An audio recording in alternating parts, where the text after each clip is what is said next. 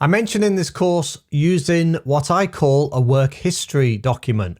Basically what it is just a notepad. I use Excel or Google Sheets. You can use whatever you want. It's just a place to put some scrappy notes down about all of the different responsibilities and tasks that I've had in every single role as I'm working through them in my career. The reason is because I'm capturing that information down in writing so that when I look back and I want to fill in my master resume, I've got all that information in front of me and I don't have to rack my brains trying to remember what I did in different roles and tasks. I don't need to have to remember, oh, what were the problems? What were the challenges? What were the solutions? What did I learn? I've written it all down. Now, it doesn't have to be formal. It's just a place for you to put that information so you've got it at hand when you need it. Okay, now I'll show you the template that I've created for you.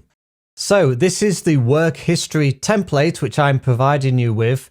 You don't have to use this template and you can download it and adjust it in any way you see fit. I'll just go through it and show you how I use it. I've pre-populated it with a fake role at a fake company. So what we have here is Cookies Are Us and Shoes Online. These are two hypothetical companies that I'm saying I, as a junior marketing professional, have worked at. And the real essence to this is to just keep it up to date as you go through your working career. Every time you take on a new project or a new task, make a note of it. This is something I've been doing for years, and it really is an asset when it comes to going for CVs and writing CVs or resumes and going for an interview. Because how many times have you been in a situation where you've gone for an interview and you're really trying to remember the work examples and the things that you did in your past, maybe 5 years before or later? It's really difficult to remember in detail some of the work history that you have.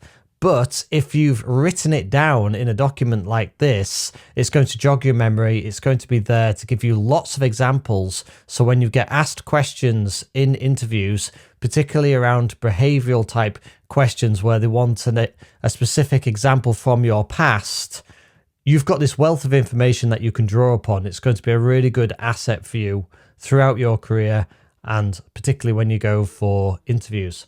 So the way that it works is you start off with the company, just put the company that you're working for and the job title that you had, just to remind yourself of what job this was, and then write down the date when you first started your task.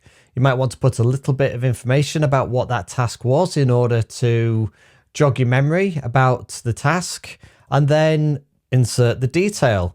Now I've gone with situation, task, action, and result.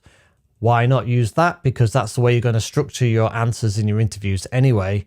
So just write a little bit about what the situation is with this particular task, what you actually did in detail, or what the task involved, what you actually did, and what the result was. And then if you want any additional information here, and if you've got any links to documents or websites or anything like that, that might be useful. I've put a place here for that.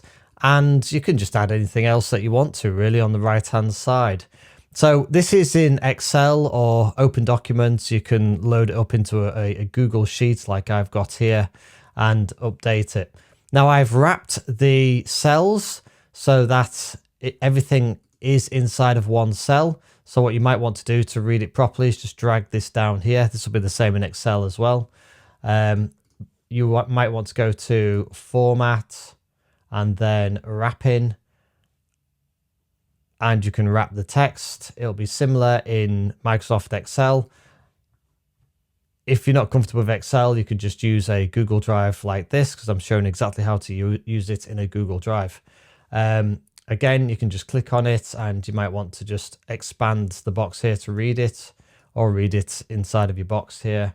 So the idea is, with this example, the junior marketing professional did a particular project or a particular marketing campaign. Then that finished, say, on the 6th of the 12th, 2022. And then the next task or the next situation started on the 6th of the 12th, 2022. And then we've detailed it here. Then let's say that that junior marketing professional got a new job at Shoes Online and became a marketing team leader. And that started on this date. And the first thing that they were involved in was a campaign for the shoe company for their brand strategy, just add in the detail. And then once that was finished and wrapped up, you'll write in how it ended, what the result was.